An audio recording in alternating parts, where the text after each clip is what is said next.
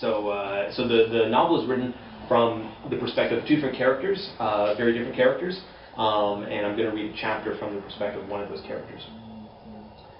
It was a handwritten sign hooked into the chain-link fence with baling wire, and Toby read it each morning while jogging in place and checking the pulse in his neck. We apologize for the inconvenience, it began with unencouraging candor, each letter carefully rendered in Sharpie sans serif. Con Edison was performing maintenance on a fractured water main, and while the pedestrian path along the river was expected to reopen soon, no mention was made of the line of abandoned backhoes rusting in the morning sun, or the 3-month hiatus during which the site had remained seemingly undisturbed. Toby spat, knuckled the sweat out of one burning eye, and charged out onto the lip of the 8-lane West Side Highway, squinting into the glare of windshield gridlock as he jostled for footing among the exodus of displaced runners. The concrete apron narrowed in front of the shell of Pier 42, shunting the mob south along the rotting jetties of the Hudson River in search of an open fence and a glimpse of the far shore. Caught off guard by the jolt of elbows on either side, he scrabbled back and forth between the shredded turf and the curb, aware of something moving quickly into his peripheral vision the instant before a bike swung in to clip him from the right lane.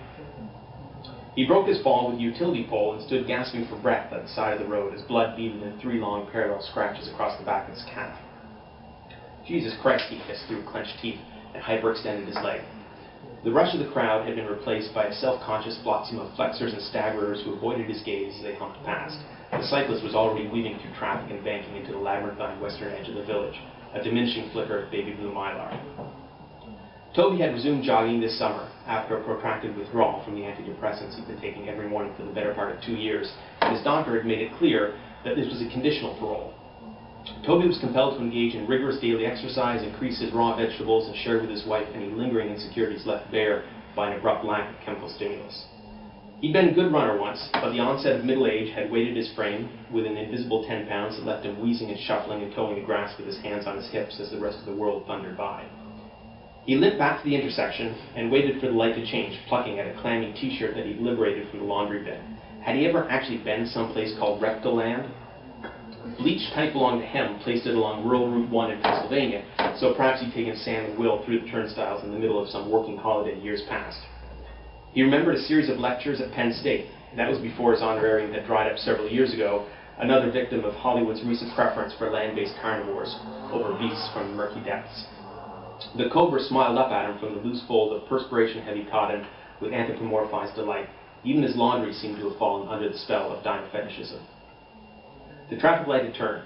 He hobbled across to the safety of the far sidewalk, and he stooped again to examine his wound.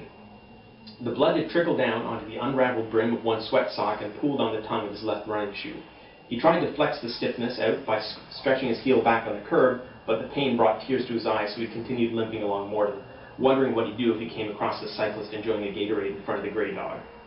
Grind his wraparound Oakleys into the cement, he hoped. He abandoned the fantasy at Bleecker, and he lurched into the courtyard, hunting for his keys below the twist of his back pocket.